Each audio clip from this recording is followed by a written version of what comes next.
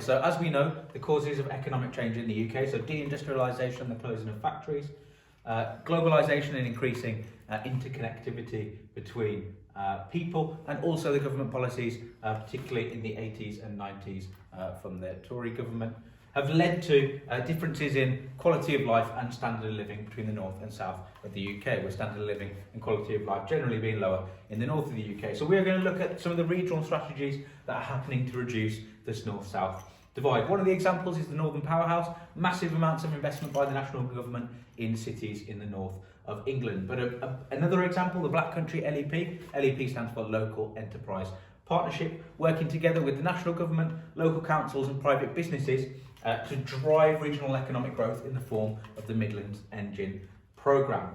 Their aim is to increase employment in the region with from the current rate of 66.5% to 80% employment by the year 2020. There are over 2,000 companies and employers working as part of the Black Country LEP. One of these companies is East End Spice Factory, Wholesale and Distribution. As you can see, the company is located right next to the M5 motorway, giving it really, really good access to the rest of the region and the rest of the nation.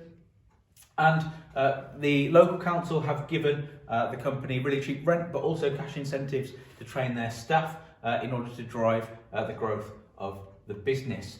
The Black Country LEP also work in education, so they use Bristol Hall Academy as an example of a school that is doing a great job of getting students into employment post-16. This all leads to the multiplier effect, so investment by the national government leads to multiple people at all scales benefiting from the investment.